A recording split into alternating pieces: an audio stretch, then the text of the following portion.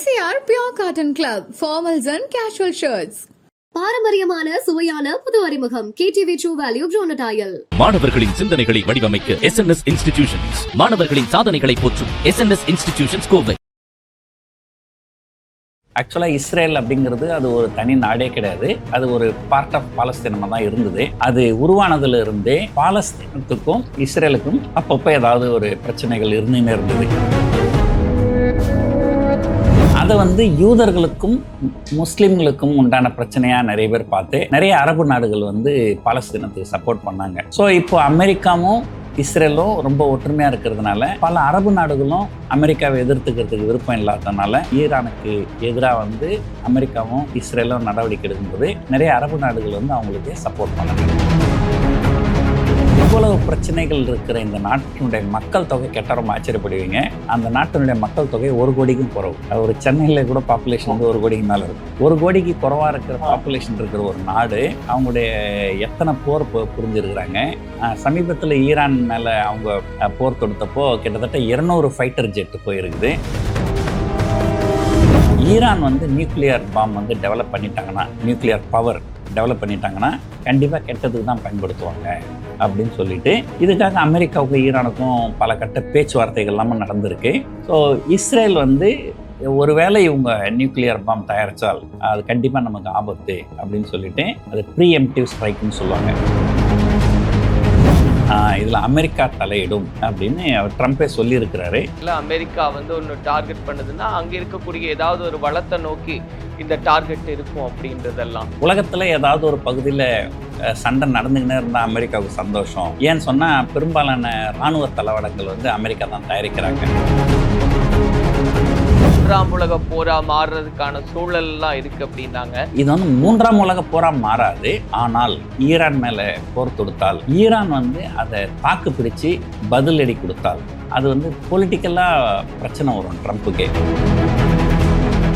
சரி, இன்னைக்கு இருக்கக்கூடிய இந்த சூழ்நிலையை நம்ம பார்க்குறோம். குறிப்பாக இஸ்ரேல் ஈரானுக்கு இடையிலான இந்த போர் பதட்டம், போர் சூழல் அப்படின்றதெல்லாம் முதல்ல இந்த 2 நாடுகளுக்கு இடையில என்ன பிரச்சனை, ஏன் இந்த போருக்கான காரணமா இருக்கு? ஏன்னா 3ஆம் உலக போருக்கான தொடக்கமா கூட இது இருக்கும் அப்படின்ற விஷயங்கள்லாம் பேசுறாங்க. என்ன நடக்குது சார்? நீங்க கொஞ்சம் ஹிஸ்டாரிக்கலா ரொம்ப பின்னோக்கி போனீங்கன்னா, யூதர்கள் யூரோப்பில் பல நாடுகளில் இருந்தாங்க. குறிப்பாக ஜெர்மனியில் யூதர்களுக்கு எதிராக ஹிட்லர் பெரிய பிரச்சனை பண்ணார். அதை பற்றி நீங்கள் கேள்விப்பட்டிருப்பீங்கன்னு நினைக்கிறேன். கண்டமேனிக்கு யூதர்கள் எல்லாம் கொலை பண்ணார் அவர். அதனால் 2ஆம் உலகப் போர் முடிஞ்சதுக்கப்புறம் இவங்க தங்களுக்குன்னு ஒரு தனி நாடு வேணும் அப்படின்னு சொல்லிட்டு இந்த இஸ்ரேலை உருவாக்கினாங்க. ஆக்சுவலாக இஸ்ரேல் அப்படிங்கிறது அது ஒரு தனி நாடே கிடையாது. அது ஒரு பார்ட் ஆஃப் பாலஸ்தீனமாக தான் இருந்தது. ஸோ இவங்களை இந்த இடத்துல ஒரு செட்டில்மெண்ட்டு பண்ணாங்க. அதுக்கப்புறம் என்ன பண்ணாங்க, 2ஆம் உலகப் போர் முடிஞ்சதுக்கப்புறம் 1948 தான் இஸ்ரேல்னு ஒரு தனி நாடு அனௌன்ஸ் பண்ணிவிட்டு உலகத்தில் இருக்கிற எந்த யூதர்கள் வேணாலும் இங்கே வரலாம், அவங்களுக்கு இஸ்ரேல் நாட்டு சிட்டிசன்ஷிப் கிடைக்கும் அப்படின்னு சொல்லி அதை ஒரு தனி நாடாக உருவாக்கினாங்க. அது உருவானதுல இருந்தே பாலஸ்தீனத்துக்கும் இஸ்ரேலுக்கும் அப்பப்போ ஏதாவது ஒரு பிரச்சனைகள் இருந்துன்னு இருந்தது. நீங்கள் கேள்விப்பட்டிருப்பீங்கன்னு நினைக்கிறேன். பாலஸ்தீன் லிபரேஷன் ஆர்கனைசேஷன் அப்படின்னு யாசர் அராஃபத்னு ஒருத்தர் இருந்தார். அவரெல்லாம் இஸ்ரேலுக்கு எதிராக ஒரு பெரிய லெவலில் போராடினார். அதுக்கப்புறம் இஸ்ரேலில் என்ன பண்ணாங்க, பக்கத்து நாடுகள்லாம் இருக்கிற சில இடங்கள்லாம் கொஞ்சம் பிடிச்சி இஸ்ரேலை கொஞ்சம் பெருசாக்கினாங்க. ஸோ அதில் தான் இந்த பக்கத்தில் இருக்கிற பல நாடுகளுக்கும் இஸ்ரேலுக்கும் எப்பவுமே ஏதாவது ஒரு பிரச்சனை இருந்துன்னு இருக்கும். கடந்த 75 ஆண்டு காலத்தில் பல தடவை போர்கள் நடந்திருக்கு இஸ்ரேலை பொறுத்த வரைக்கும். இப்போது ஈரான் கூட என்ன பிரச்சனை அப்படின்னு சொன்னாக்கா, முதல்ல இந்த பாலஸ்தீனம், அதில் பாலஸ்தீனத்தோட ஒரு பகுதி தான் அவங்க இஸ்ரேலாக மாற்றிட்டாங்க. பாலஸ்தீனத்துக்கு இவங்களுக்கு எப்பவுமே பிரச்சனை இருந்தது. அதை யூதர்களுக்கும் முஸ்லீம்களுக்கும் உண்டான பிரச்சனையாக நிறைய பேர் பார்த்து நிறைய அரபு நாடுகள் பாலஸ்தீனத்துக்கு சப்போர்ட் பண்ணாங்க. ஒரு காலத்தில் பார்த்திங்கன்னா இந்தியா கூட பாலஸ்தீனத்துக்கு தான் ஒரு பெரிய சப்போர்ட்டு. அதுக்கப்புறம் ஒரு காலகட்டத்தில் யூதர்களை பற்றி நம்ம சொல்லணும்னாக்கா அவங்க ரொம்ப ஒரு அதிபுத்திசாலிகள். இன்னைக்கு தேதிக்கு பார்த்தீங்கன்னா உலகத்திலேயே எந்த நாட்டில் அதிகபட்சமான டாக்டர்ஸ், அதாவது முனைவர் பட்டம் சொல்லுவாங்க இல்லைங்களா, டாக்டரேட், அந்த பட்டம் வாங்கினவங்க பார்த்தீங்கன்னா அவங்க இஸ்ரேலில் தான் இருக்கிறாங்க. இந்த நம்ம கிராமத்துங்கெல்லாம் போனீங்கன்னாக்கா சொட்டு நீர் பாசனம் அப்படின்னு சொல்லுவாங்க. அதை கண்டுபிடிச்சது இஸ்ரேல் தான். நிறைய விஞ்ஞானிகள் அந்த நாட்டில் இருக்கிறாங்க. இருந்தாலும் இதை சுற்றி இருக்கிற நாடுகளால் ஒரு அச்சுறுத்தல் இருக்குது அப்படின்னும்போது என்ன பண்ணுவாங்க, அந்த நாட்டில் சிங்கப்பூரில் கூட அந்த மாதிரி உண்டு. ஒவ்வொரு ஆண் மகனுமே 18 வயசு முடிஞ்ச உடனே ஒரு பேசிக் மிலிட்ரி ட்ரைனிங் எடுத்துக்கணும். ஸோ அந்த மாதிரி அவங்க ஒரு மிலிட்ரி ட்ரைனிங்கும் எல்லாருக்குமே கொடுப்பாங்க. ஸோ இதில் இவங்க என்ன பண்ணாங்க, ஒரு ராஜதந்திரம்னாக்கா இவங்க நிறைய படித்து நிறைய விஞ்ஞானிகளாகி அமெரிக்காவில் போய் செட்டில் ஆகிட்டு அமெரிக்காவில் உயர்ந்த பதவிகள் பெரும்பாலான பதவிகளில் இவங்க போயிட்டு அமெரிக்க அரசாங்கத்தை இந்த லாபின்னு சொல்லுவாங்க, லாபி பண்ணி அமெரிக்காவை இவங்க இஸ்ரேலுக்கு சாதகமாக திருப்பி விட்டுட்டாங்க. ஸோ இப்போ அமெரிக்காவும் இஸ்ரேலும் ரொம்ப ஒற்றுமையாக இருக்கிறதுனால பல அரபு நாடுகளும் அமெரிக்காவை எதிர்த்துக்கிறதுக்கு விருப்பம் இல்லாததுனால ஸோ இந்த இப்போ இவங்க ஈரானுக்கு எதிராக அமெரிக்காவும் இஸ்ரேலும் நடவடிக்கை எடுக்கும்போது நிறைய அரபு நாடுகள் அவங்களுக்கு சப்போர்ட் பண்ணலை. ஸோ இதுலேருந்து நம்ம கற்றுக்க வேண்டிய பாடம் என்ன அப்படின்னா, ஒரு அமெரிக்கா ஒரு வல்லரசு, அதான் கூட இணக்கமாக இருக்கும்போது தான் உங்களுக்கு உலக அரங்கத்தில் ஒரு மிகப்பெரிய ஒரு அங்கீகாரம் கிடைக்கும். இவ்வளவு பிரச்சனைகள் இருக்கிற இந்த நாட்டினுடைய மக்கள் தொகை கேட்டால் ரொம்ப ஆச்சரியப்படுவீங்க.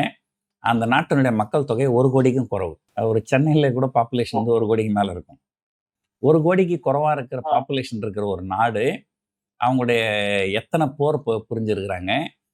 சமீபத்தில் ஈரான் மேலே அவங்க போர் தொடுத்தப்போ கிட்டத்தட்ட 200 ஃபைட்டர் ஜெட்டு போயிருக்குது. ஸோ உலகம் முழுக்க மிகப்பெரிய பதவிகள் எல்லாம் அந்த நம்ம மத்திய ரிசர்வ் வங்கி இருக்கு இல்லைங்களா, ஆர்பிஐ கவர்னர் அப்படின்னு சொல்லுவாங்க. அதே போல் அமெரிக்காவில் ஃபெட் சேர்மன் அப்படின்னு சொல்லுவாங்க. ஸோ அந்த பதவிகள் எல்லாம் யூதர்கள் நிறைய பேர் இருந்திருக்கிறாங்க. ஸோ அந்த அளவுக்கு ஒரு மிகப்பெரிய அளவில் அமெரிக்கா உள்ள நுழைஞ்சி ஒரு பெரிய லெவலில் அமெரிக்க அரசாங்கத்தையே லாபி பண்ணி அவங்க இஸ்ரேல் பக்கம் அவங்க திருப்பி இருக்கிறாங்க. ஸோ இது ஒரு பக்கம். இன்னொரு பக்கம் அப்பப்போ சில சிறிய பிரச்சனைகள் இருந்தாலுமே இவங்க பெரும்பாலும் பாலஸ்தீன், காசா அந்த மாதிரி சின்ன சின்ன ஏரியாக்கள் கூட தான் சண்டை போட்டுன்னு இருந்தாங்க. பட் ஈரான் ஒரு மிகப்பெரிய நாடு. ஈரான் ஒரு நியூக்ளியர்லாம் வச்சுருக்கிறாங்க. ஸோ இப்போ இங்கே இருக்கிற பிரச்சனை என்ன அப்படின்னு கேட்டிங்கன்னா, ஈரான் நியூக்ளியர் பாம் டெவலப் பண்ணிட்டாங்கன்னா, நியூக்ளியர் பவர் டெவலப் பண்ணிட்டாங்கன்னா, நியூக்ளியர் பவர் நீங்கள் தயாரித்து அதை கரண்ட்டு தயாரிக்கிறதுக்கும் நீங்கள் பயன்படுத்தலாம், அதை பாம் தயாரிக்கிறதுக்கும் பயன்படுத்தலாம். அதாவது நல்லதுக்கும் பயன்படுத்தலாம், கெட்டதுக்கும் பயன்படுத்தலாம். ஸோ ஈரான் இந்த நியூக்ளியர் பவர் டெவலப் பண்ணாங்கன்னா கண்டிப்பாக கெட்டதுக்கு தான் பயன்படுத்துவாங்க அப்படின்னு சொல்லிட்டு அவங்க ஈரான் நியூக்ளியர் பண்ணக்கூடாது அப்படிங்கிறது உலக நாடுகள் சொல்கிறாங்க. இதுக்காக அமெரிக்காவுக்கும் ஈரானுக்கும் பல கட்ட பேச்சுவார்த்தைகள் எல்லாமே நடந்திருக்கு. ஈரான் என்ன சொல்கிறாங்க, நாங்கள் பாம் தயாரிக்கிறதுக்காக நியூக்ளியர் டெவலப் பண்ணலை, நாங்கள் அமைதியான வகையில் கரண்ட் தயாரிக்கிறதுக்கு தான் நாங்கள் செய்கிறோம் அப்படின்னு சொல்கிறாங்க. ஆனால் அதை மற்ற நாடுகள் ஏற்க மறுக்குது. ஸோ இஸ்ரேல் ஒருவேளை இவங்க நியூக்ளியர் பாம் தயாரித்தால் அது கண்டிப்பாக நமக்கு ஆபத்து அப்படின்னு சொல்லிட்டு அது ப்ரீஎம்ப்டிவ் ஸ்ட்ரைக்குன்னு சொல்லுவாங்க. அதாவது எந்தவித ப்ரூஃபும் இல்லை, இருந்தாலும் நம்ம முன்னாடியே இப்போ அட்டாக் பண்ணிவிடுவோம்.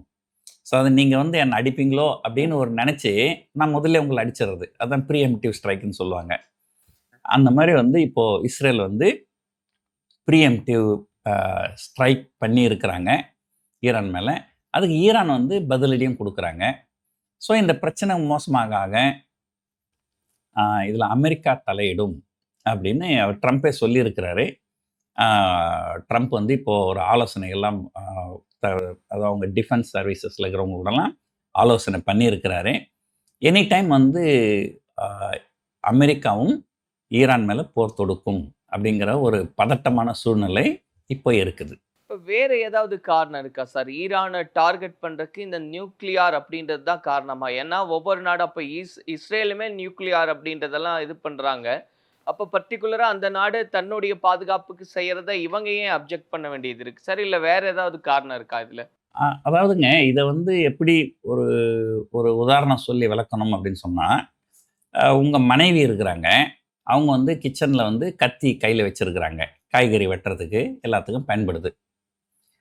அதே வந்து உங்களுக்கு ஒரு 3 வயசு குழந்தை இருக்குது. அந்த குழந்தை வந்து அம்மா மட்டும் கத்தி வச்சுருக்கிறாங்களே, நான் ஏன் கத்தி வச்சுருக்கக்கூடாது அப்படின்னு சொல்லி அந்த குழந்தை அடம் பிடிச்சா, நீங்கள் அந்த கத்தியை கொடுக்க மாட்டீங்க. என்னன்னு சொன்னால், அந்த கத்தி வந்து உங்களுக்கு ஆபத்து அப்படின்னு சொல்லுவீங்க.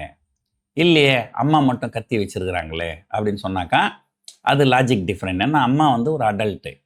அவங்க வந்து அந்த கத்தியை வந்து எப்படி கையாளணும் அப்படிங்கிற ஒரு மெச்சூரிட்டி அவங்களுக்கு இருக்குது. ஆனால் ஒரு 3 வயசு குழந்தைக்கு அந்த கத்தியை எப்படி ஹேண்டில் பண்ணணுன்ற மெச்சூரிட்டி கிடையாது. ஸோ அதனால் நம்ம கண்டிப்பாக வந்து கத்தியை வந்து குழந்தைகள் கையில் போகக்கூடாது அப்படின்னு நினைப்போம். ஸோ இதையே தான் இப்போது மற்ற நாடுகள், அமெரிக்கா, மற்ற வல்லரசுகள்லாம் என்ன சொல்கிறாங்கன்னா, நாங்கள்லாம் வந்து மெச்சூர்டு கண்ட்ரிஸு, எங்ககிட்ட வந்து நியூக்ளியர் பவர் இருந்தால் அது ஆபத்து கிடையாது. நியூக்ளியர் பாம் இருந்தாலுமே அதுவே வந்து ஒரு ஆபத்து கிடையாது. ஆனால் சில நாடுகள் அவங்கக்கிட்ட நியூக்ளியர் பவர் இருந்ததுனால் ஏதாவது ஒரு பிரச்சனையில் யாராவது ஒரு தவறான நபர்கள் கையில் போயிட்டு, ஸோ அந்த நியூக்ளியர் பாம் வந்து அவங்க ஆக்டிவேட் பண்ணுறதுக்கு உண்டான வாய்ப்புகள் நிறைய இருக்குது. இப்போ ஒரு உதாரணத்துக்கு பார்த்திங்கன்னா, இந்தியா கிட்டே நியூக்ளியர் பவர் இருக்குது, நியூக்ளியர் பாம்ஸ் இருக்குது, பாகிஸ்தான் கூடவும் இருக்குது. ஆனால் பாகிஸ்தான் கிட்ட என்ன பிரச்சனைனா, அவங்க திடீர்னு ஏதாவது மிலிட்ரி கூப், இராணுவ புரட்சி நடக்கும். திடீர்னு ஒரு தனிநபர், ஒரு இராணுவ தளபதி கிட்ட அந்த நாடு போயிடும். இப்போ அந்த மாதிரி பொதுவாக வந்து என்னன்னா, ஒரு டெமோக்ராட்டிக் செட்டப்பில் என்னன்னாக்கா, ஒரு இராணுவத்தில் இருக்கிறவங்களாம் கொஞ்சம் ஒரு எதிரி நாடு கூட கொஞ்சம் கோபமாகவே இருப்பாங்க. பட் அரசியல்வாதிகள் வந்து அப்படி இருக்க மாட்டாங்க. ஸோ டிப்ளமேட்டிக் சேனலும் மூவ் பண்ணுவாங்க.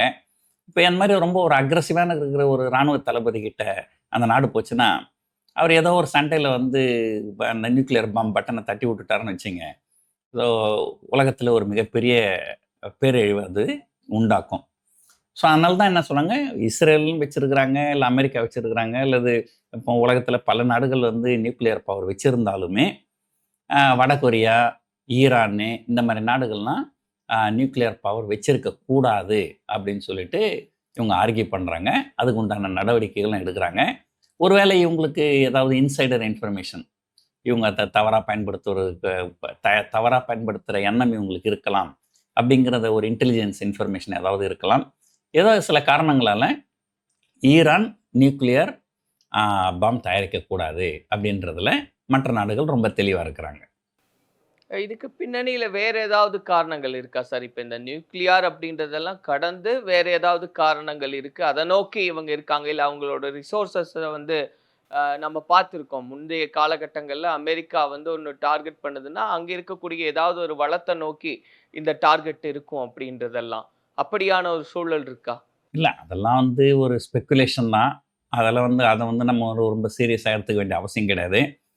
ஏன்னா அந்த மாதிரியான அதாவது நிறைய பேர் என்ன சொல்லுவாங்கன்னா, உலகத்தில் ஏதாவது ஒரு பகுதியில் சண்டை நடந்துக்கிட்டே இருந்தால் அமெரிக்காவுக்கு சந்தோஷம். ஏன்னு சொன்னால், பெரும்பாலான இராணுவ தளவாடங்கள் வந்து அமெரிக்கா தான் தயாரிக்கிறாங்க. ஒரு உதாரணத்துக்கு பார்த்தீங்கன்னா, ஈரான் மேலே ஒரு போர் தொடுக்கிறது அப்படிங்கிறது வந்து அவ்வளோ ஒரு சாதாரணமான விஷயம் கிடையாது. ஏன்னா அவங்களுக்கு வந்து இயற்கையாகவே வந்து சில வசதிகள் இருக்குது. இப்போ ஒரு உதாரணத்துக்கு சொல்கிறேன் பாருங்கள். இப்போது அதான் நமக்கு தெற்க இலங்கையிலேருந்து நம்ம மேலே யாராவது வந்து போர் தொடுக்கணும்னா ஒரு இதை கப்பலில் போட்டில் வந்துடலாம். ஆனால் இந்த பக்கம் வடக்கு பக்கம் பார்த்திங்கன்னா இமயமலை நடுவில் இருக்கும். அந்த இமயமலையை தாண்டி வந்து போராடுறதுன்றது கொஞ்சம் கஷ்டம்.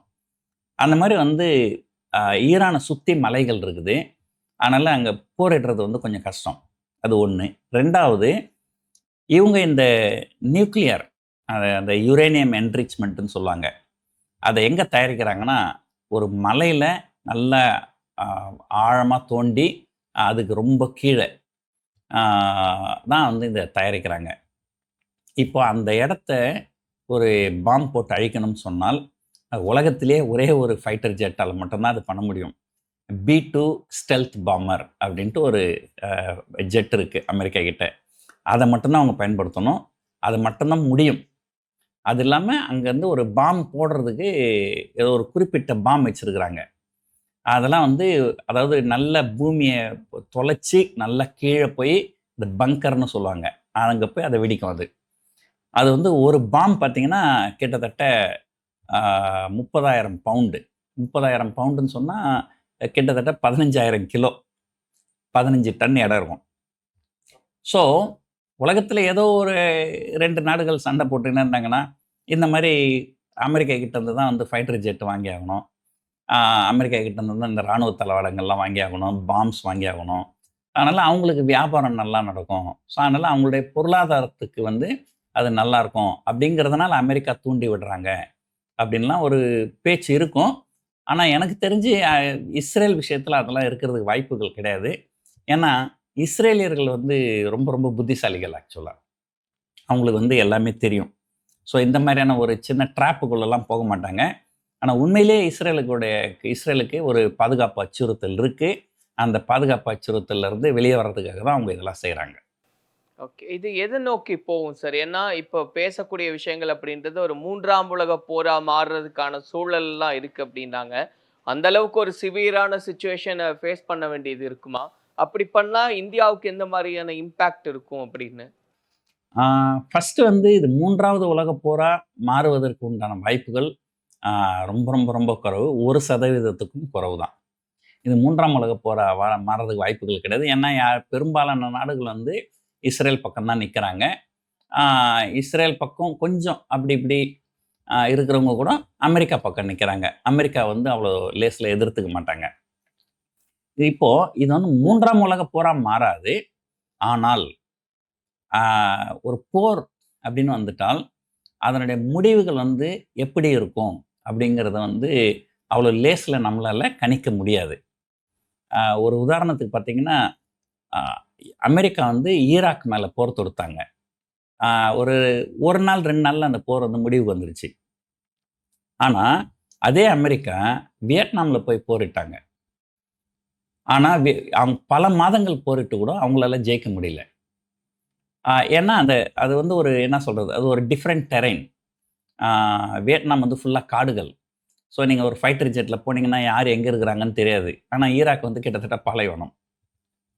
ஸோ இப்போ என்ன பயம்னா 3ஆம் உலகப் போர் வரும்ன்ற பயம் கிடையாது.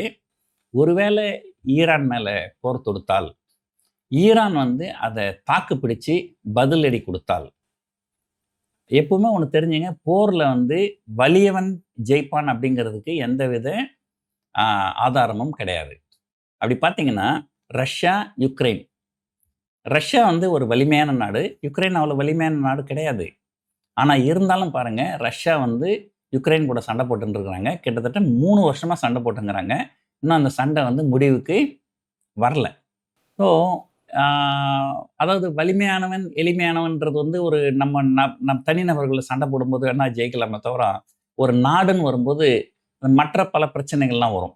ஸோ ஒருவேளை இந்த போரை வந்து சமாளிக்கக்கூடிய அளவுக்கு ஈரான் இருந்து இந்த போர் உடனடியாக முடிவுக்கு வராமல் கொஞ்ச நாள் இழுத்துதுன்னு சொன்னால் பாதிப்பு 2 பக்கமும் இருக்கும். அப்போது ட்ரம்ப்புக்கு வந்து அமெரிக்காவிலே எதிர்ப்பு கிளம்பும்.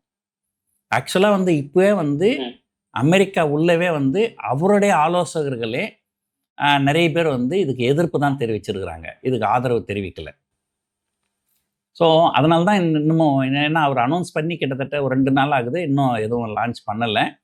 ஸோ அவருடைய ஆதரவாளர்களே, அவருடைய ஆலோசகர்களே இந்த முடிவுக்கு எதிராக தான் இருக்கிறாங்க. அவங்களே என்ன சொல்கிறாங்கன்னா, இது ஏதாவது கொஞ்சம் பிரச்சனை பெருசாச்சுன்னா உங்களை பதவிக்கு ஆபத்து வந்துடும், அதனால தான் நாங்கள் வந்து வேண்டான்னு சொல்கிறோம் அப்படின்னு சொல்கிறாங்க. ஸோ இந்த மாதிரி வந்து ஒரு யுக்ரைன் எப்படி ரொம்ப டஃப் ஃபைட் கொடுக்குறாங்க ரஷ்யாவுக்கு, அதே போல் ஈரான் வந்து ஒரு டஃப் ஃபைட் கொடுத்தாங்கன்னா அது வந்து பொலிட்டிக்கலாக பிரச்சனை வரும் ட்ரம்ப்புக்கே. அதனால் இதை அவ்வளோ லேஸில் வந்து செய்ய மாட்டாங்க. இதை நல்லா அலசி ஆராய்ஞ்சு அதுக்கப்புறம் தான் இதை செய்வாங்க. ஆனால் செய்கிறதுக்கு உண்டான வாய்ப்புகள் நிறைய இருக்கிற மாதிரி தான் இப்போதைக்கு தெரியுது. இப்போ இதன் காரணமாக பங்குச்சந்தையோ இல்லை தங்கம் விலை குறித்தோ அதில் ரிஃப்ளெக்ட் ஆகுதா சார் இதுவும்? கண்டிப்பாக. உலகத்தில் எப்போல்லாம் அசாதாரணமான சூழ்நிலைகள் நிலவுதோ அப்போல்லாம் தங்கத்தோட விலை ஏறிடும். ஸோ நடுவில் கொஞ்சம் இறங்க ஆரம்பிச்சது, இப்போ திரும்ப தங்கம் ஏறி கிட்டத்தட்ட ஆல் டைம் ஹையில் தான் இருக்குது. அதே போல் தான் பங்குச்சந்தைகளும். ஆனால் இதில் ஒரு பெரிய ஜோக் என்னென்னா, இன்னைக்கு தேதிக்கு இஸ்ரேல் நாட்டு பங்குச்சந்தை வந்து ஆக உச்சத்தில் இருக்குது, ஆல் டைம் ஹைன்னு சொல்லுவோம். ஸோ உலகத்தில் இருக்கிற மற்ற பங்குச்சந்தைகள்லாம் இறங்குது, ஆனால் இஸ்ரேலுடைய பங்குச்சந்தைகள் மட்டும் நல்லா மேலே போகுது. அது என்ன அப்படின்னு கேட்டாங்க. அப்போ நான் சொன்னேன், சரி பரவாயில்ல, கையில் காசு இருந்தால் பங்குகளை வாங்குவோம். இஸ்ரேல் ஜெயிச்சா பங்கு விலை ஏறிட போகுது, இஸ்ரேல் தோத்தா யாரும் உயிரோடு இருக்க போகிறது இல்லை. ஸோ அதனால நம்ம வாங்கின ஷேர் எப்படி போனால் என்ன. ஸோ அந்த மாதிரியான ஒரு லாஜிக்கில் வந்து இஸ்ரேலில் இருக்கிறவங்க பங்குகளை வாங்குறாங்களோ என்னமோ. ஆனால் உலகம் முழுக்க பங்குச்சந்தைகள் வந்து ஒரு ஜிட்டரி, அதை ஒரு அன்ஈசினஸ் அப்படி தான் இப்போதைக்கு இருக்குது. இந்திய பங்குச்சந்தைகள் கூட இன்றையோட 3வது நாளாக தொடர்ந்து இறங்கி தான் இருக்குது. ஆனால் இந்த போர் பதட்டம் அப்படின்றது குறிப்பாக பொதுமக்களையும் உள்ளடக்கி இருக்கு. ஏன்னா போர்னாலே அதிகபட்சம் அவங்க நாட்டு இராணுவ வீரர்களுக்கு மத்தியில் தான் அந்த பிரச்சனை இருக்கும். இதில் நிறைய சிவிலியன்ஸ் வந்து இன்வால்வ் ஆகியிருக்காங்க, அவங்க மேலேயே அட்டாக் நடக்குது அப்படின்றாங்க இல்லையா சார்? இல்லை, பொதுவாக வந்து ஒரு இராணுவ நடவடிக்கை அப்படின்னு சொன்னால் ஒரு ரெஸ்பான்சிபிளான கண்ட்ரியாக இருந்தால், ஸோ எதிரி நாட்டு மேலே தாக்கும்போது எதிரியினுடைய பொதுமக்கள் வந்து பெரும்பாலும் குறி வைக்க மாட்டாங்க. ஸோ எதிரியுடைய இராணுவ முகாம்கள், எதிரி நாட்டினுடைய விமானத்தளங்கள் அப்படி தான் இது பண்ணுவாங்க. ஸோ ஆனால் வந்து ஈரான் வந்து ஒரு பழிவாங்கும் நடவடிக்கை அப்படி பண்ணுறதுனால ஈரானை வந்து அதுவும் இல்லாமல் வந்து அவங்க மிசைல் அனுப்புகிறாங்க. அந்த மிசைல் வந்து மற்ற நாடுகள்லாம் தாண்டி போகணும். அதில் கரெக்டாக குறி வச்செல்லாம் செய்ய முடியுமா முடியாதான்னு தெரியல. ஸோ ஈரான் வந்து இஸ்ரேல் மேலே குடிமக்கள் இருக்கிற பகுதியில் மிசைல் அனுப்புகிறாங்க அப்படிங்கிற ஒரு குற்றச்சாட்டு இருக்குது. ஆனால் அதே வந்து இஸ்ரேல் வந்து ஈரான் பொதுமக்கள் மேலே தாக்குதல் நடத்த மாட்டாங்க. அவங்களுடைய ஒரே எண்ணம், இவங்க இந்த நியூக்ளியர் எந்த இடத்துல அவங்க பாம் தயாரிக்கிறதுக்கு பிளான் பண்ணுறாங்களோ அதை அழிக்கணும் அப்படிங்கிற ஒரு எண்ணம் தான் அவங்களுக்கு இருக்குது. பொறுத்திருந்து பார்ப்போம் சார், இது எந்த மாதிரியான ஒரு சூழ்நிலைகளை உருவாக்குதுன்னு. அதன் தொடர்ச்சியாகவும் நம்ம நிறைய விஷயங்களை பேசலாம். நன்றி. MCR Pure Cotton Club, formals and casual shirts. பாரம்பரியமான சுவையான புது அறிமுகம் KTV True Value Bronatile. மாணவர்களின் தனித்திறமைகளை மேம்படுத்த SNS இன்ஸ்டிடியூஷன் மாணவர்களின் சாதனைகளை போற்றும் SNS இன்ஸ்டிடியூஷன்ஸ் கோவை.